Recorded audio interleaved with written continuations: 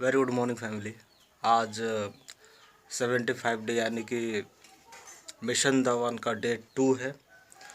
और जो gym specific blog तुमको शॉर्ट में दिखाई देगा, और जो स्टडी वाला, जो भी मैं स्टडी करता हूँ, जो खाता हूँ पीता हूँ, या जो भी मेरा मिशन का एम था, वो सब तुम्हें यहाँ पर दिखाई देगा।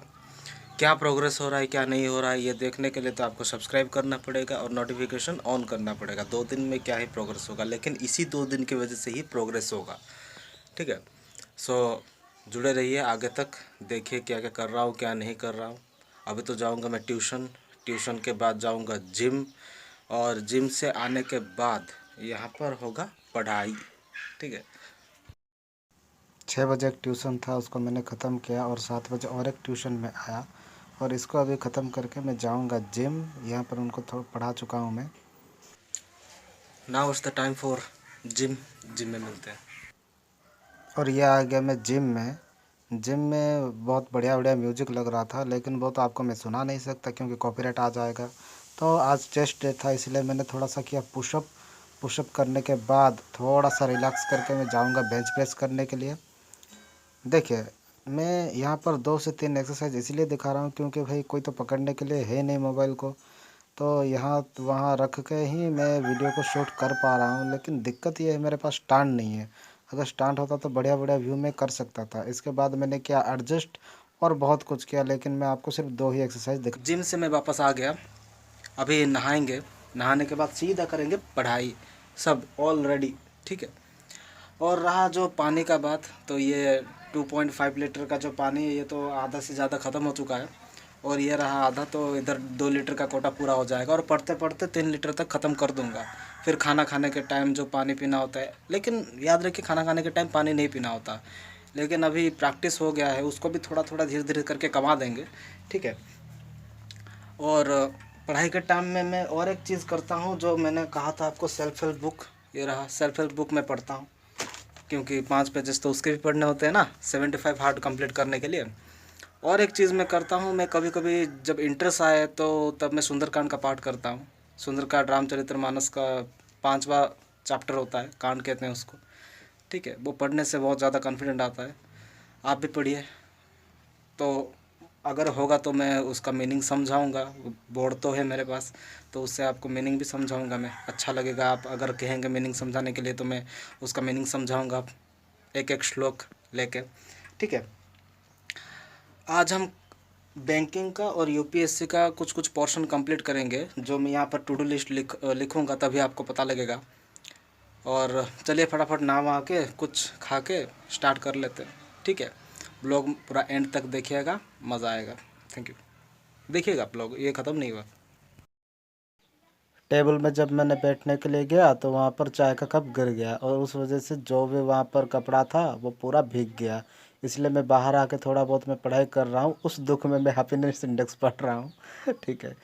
तो मैं तो ये पहले से थोड़ा बहुत पढ़ लिया था करंट अफेयर के साथ मैच कर करके, लेकिन अभी इसको थोड़ा सा रिवाइज करना चाहिए क्योंकि रिवीजन नहीं करोगे तो भाई भूल जाओगे।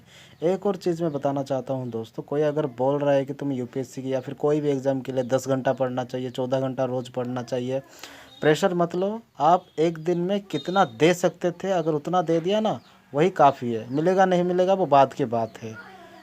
अभी लंच का टाइम है, लंच में बना है पनीर और पनीर के साथ में अभी राइस को मैं एंजॉय करूँगा।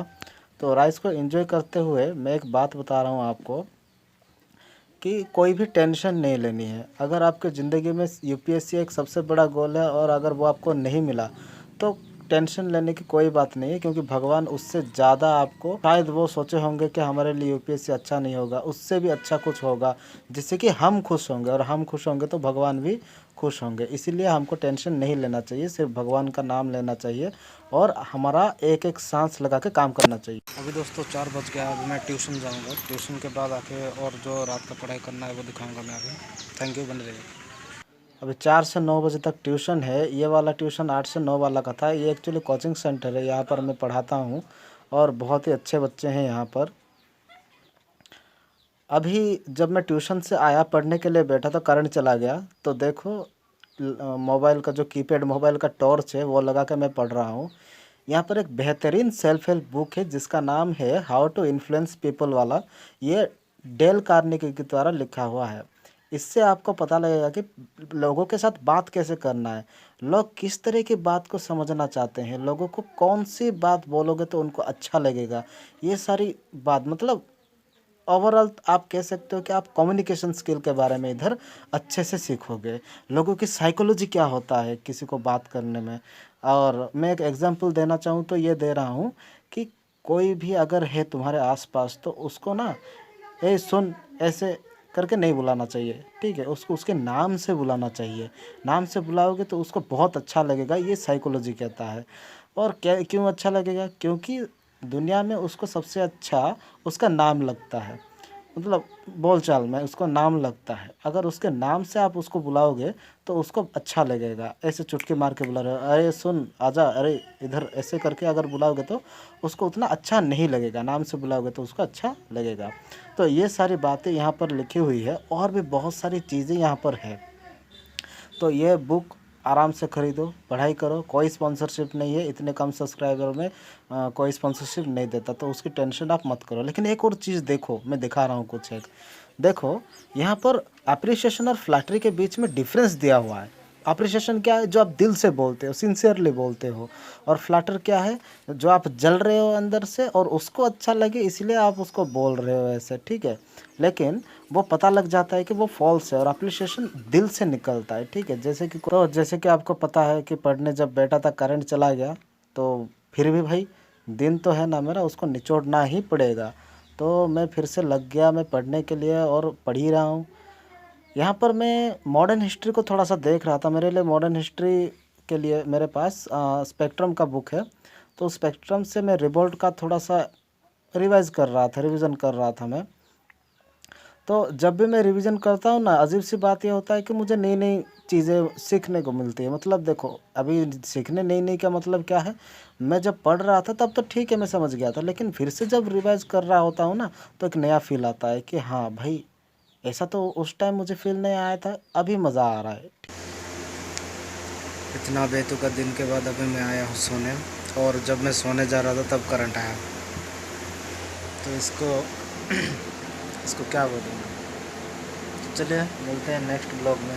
थैंक यू वीडियो को इतना देखने के लिए। Good night.